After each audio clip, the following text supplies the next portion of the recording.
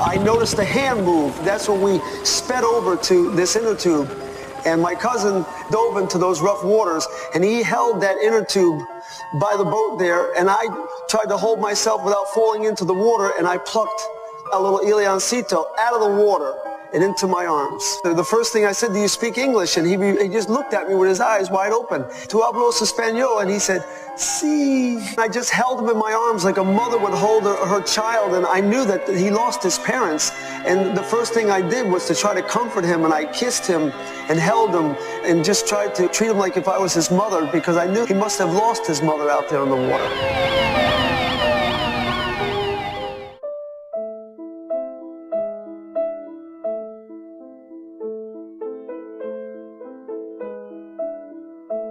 Elian's mother's sacrifice to bring the child to a land of liberty, to the United States, I think carries a lot of value to it, value that I think has been lost throughout this whole struggle in fact of taking the boy back to Cuba. What can you tell me about Juan Miguel's plans to come to the U.S. and his knowledge and support of his ex-wife's plans to come to the U.S. with Elian? Juan Miguel's plan to come to the United States and him requesting the 2 visas to come here is a definite sign that he was very interested in staying here in the United States and to unite himself with his Miami family. And it's very disturbing to see, in fact, that he, at the end, just left back to Cuba without even saying a word to the family who took care of that child for 5 months. In your opinion, what was the biggest mistake that the Cuban American community in Miami made in relation to the Elian case? I don't necessarily see the Cuban American community as making mistakes, but more so as learning experiences. I don't think the Cuban community was prepared to handle what occurred. We automatically put Elian as a symbol of our community, our symbol of all of our sacrifice for the past 40 years here in this country. My worry with the Cuban community was the fact that we approached it in a very emotional standpoint. I think sometimes when it's such a passionate issue as it's always been, we need to step back and look at it from an objective standpoint and see what is the best route that we can take, not only to save Elian from going back to Cuba, but also to find out what ways we can free Cuba. It seems like to Americans, the only thing they cared about is that Elian belonged with his father. We all always argued that we believe that the father and the child should be united. Our main concern was Elian returning back to a communist country, a country in which he will not be able to speak freely, a country where we know that human rights violations occur, where we know that there's no sense of democracy or no sense of freedom. And in this country, when we look at the United States, is yes, Juan Miguel does have rights over the child in the United States. Once a child, Elian, is returned to Cuba, Juan Miguel loses all rights over that child. And that, from the beginning, was always the message that we carried and the message that we wanted the American people to understand. What do you make of the fact that Clinton changed it from a Florida court to giving the decision to Janet Reno? I believe President Clinton should have remained with his decision of keeping it in the Florida courts. It was a custody battle. In our opinion, it is still a custody battle in which the father could come from Cuba and let the courts decide where the child belonged, what would have been in the best interest of the child. Or my question from the beginning was, why wasn't the father by the child when the child first arrived to the United States?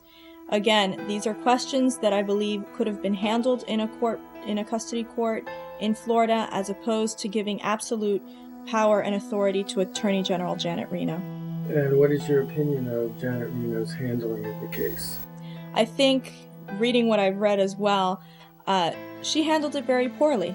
Sending the federal marshals into the house of a working class family without finishing the negotiations was wrong.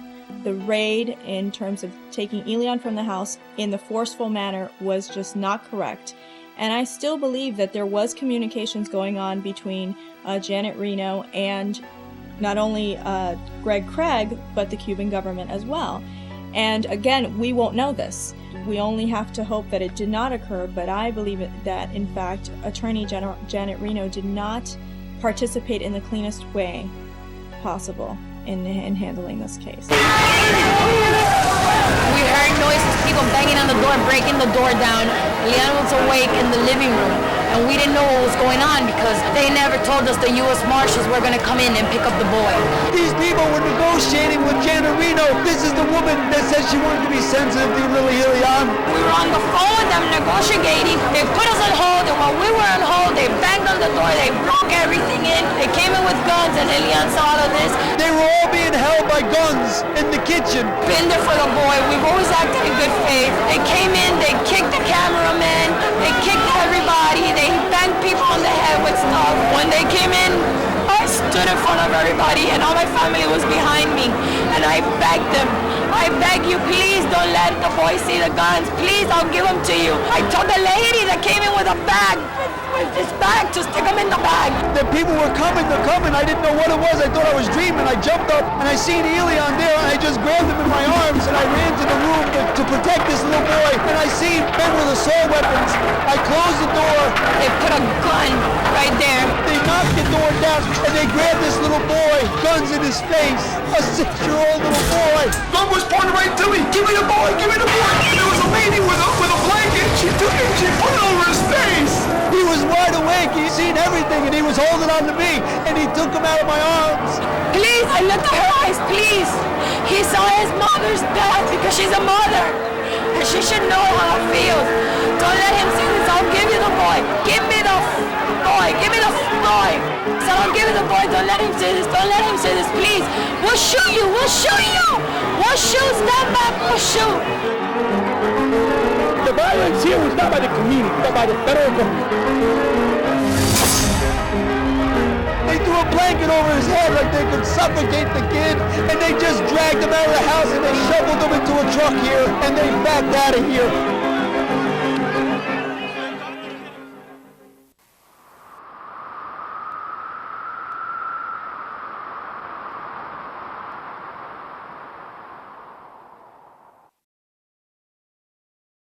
I felt that the raid was a perfect example of what Castro has done many, many times in his own country to remove innocent men or women and putting them in his political prisons.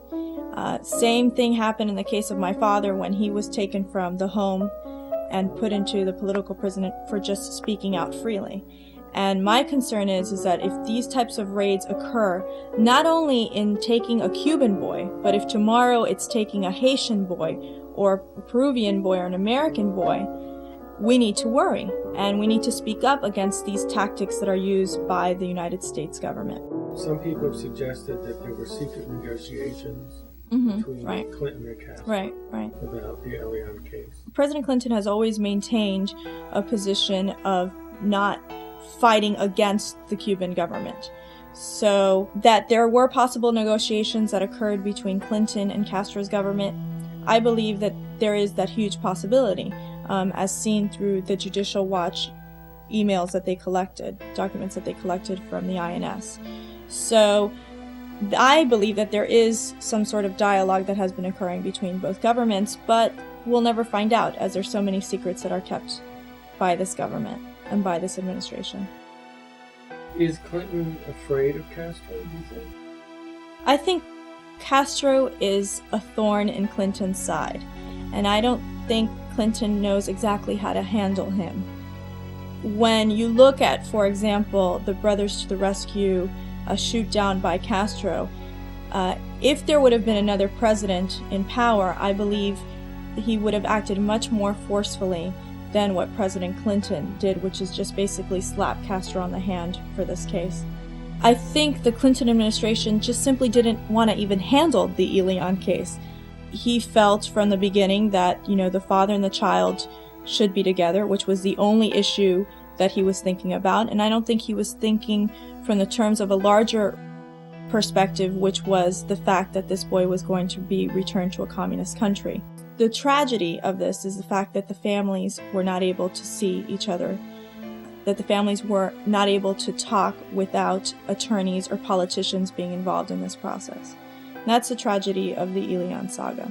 It's the fact that Elian could not see his cousin, Marilesi, at least one more time. If there's something that's beautiful about the Cuban culture, is the fact that your extended family is as important to you as your immediate family. The fact that it was dominated by politics and by legal affairs is what has destroyed the fabric.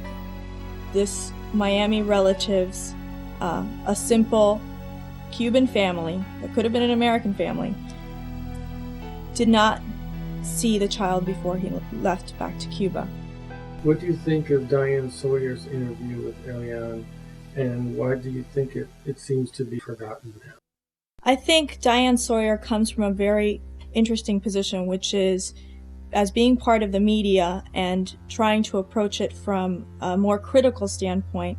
And yet after she met him, I think she really realized that that boy, Elian, should stay here in the United States and should live in freedom. And I think her, as well as Sister Jean, agreed that sending that boy back to Cuba was going to be a very big mistake.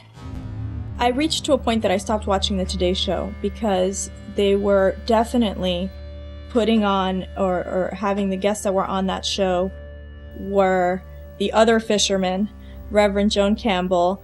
There was no equal display of guest in terms of giving both sides of the story. And I found that to be very disappointing. I think that in this country we pride ourselves in the freedom of the press and the fact that the press is able to share from both sides of the story. And I found it very disappointing to see that it was just a one-sided view. In many of the protests that we were involved in, whenever we came up and said, "You need rebuttal," normally there were several of those channels, such as CNN, that would not even want to deal with us or ask us any questions. I find that to be disappointing, because one of the best things is when you're able to get out the message from both sides, and that's what is wonderful about the media in this country. Why do you think the media has the attitude it does about Cuba? So much of the time it seems to be one-sided. I think the media has an obsession with this island that's been isolated from the United States. The United States has isolated. All indications are, from the media standpoint, is let's remove the embargo, let's have relations with Cuba. So I think there's this obsession with this old, decrepit military leader who has been in power for 41 years. And that has been able to cause such problems to the United States. From that perspective, I think that the media has just maintained a pretty obsessive situation with Cuba. How has the Elian case affected young Cuban Americans?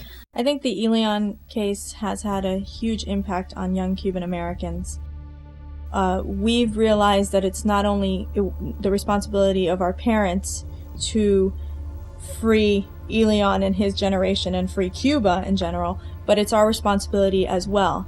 And who better than us can communicate to the American public and share our message of why we believe that there needs to be a free Cuba and why we believe that Elian should have stayed here in the United States and be granted the wonderful opportunities that we have had growing up in this country. What point would you like to get across to Americans about the Elian case? I want the American public to realize that the Cuban community is hurting, and we are not these emotional radicals, right-wing mafia as we feel we're being depicted. We are human beings who have experienced a loss of a country, loss of freedoms, who in a lot of ways had to leave a communist country in search of a better life, just like the many immigrants who came before us.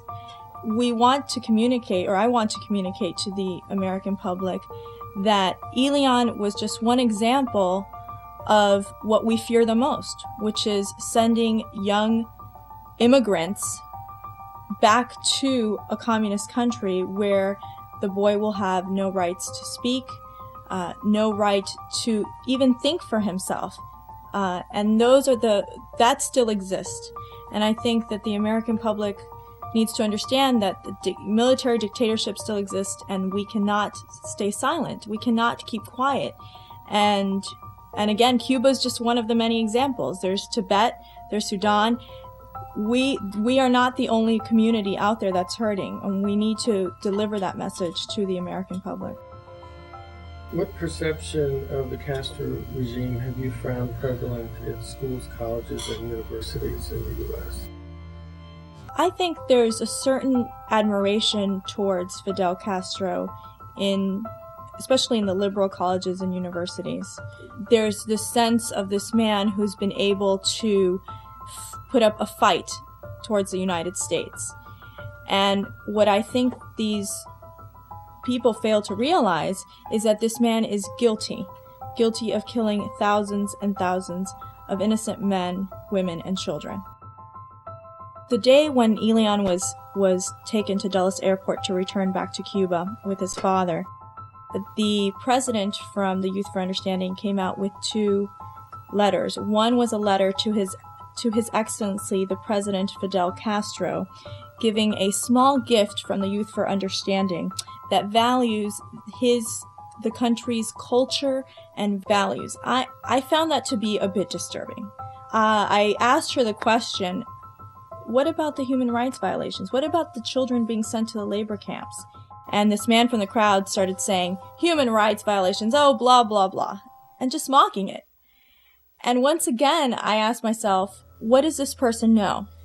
This woman, this American woman who is from this historic landmark, which is the Youth for Understanding building, and her exchanging this gift with Fidel Castro is just disgraceful.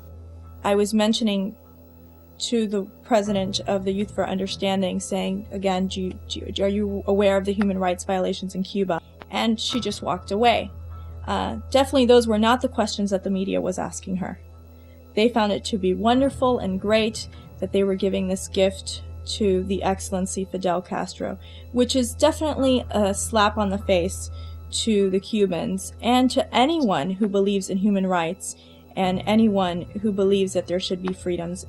The second letter, which was a press release in which they wanted more cultural exchanges with Cuba and sending their youth over to Cuba. And that's what they were doing in Germany back in World War II.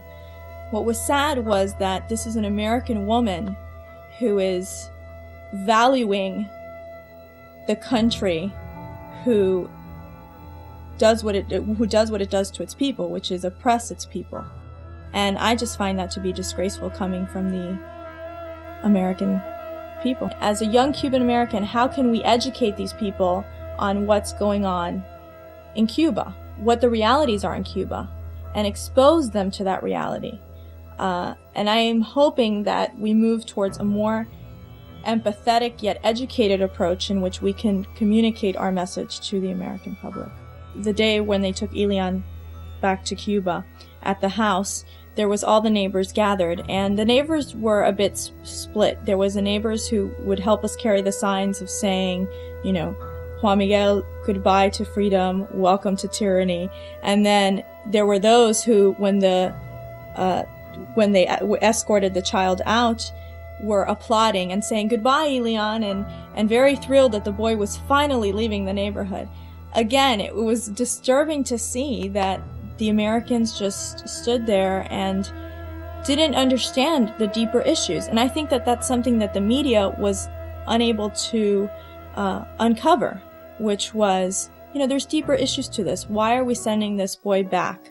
It's like sending a boy back over the Berlin Wall, which was a comment that Congressman Lincoln Diaz-Balart mentioned. And I can't agree with him more.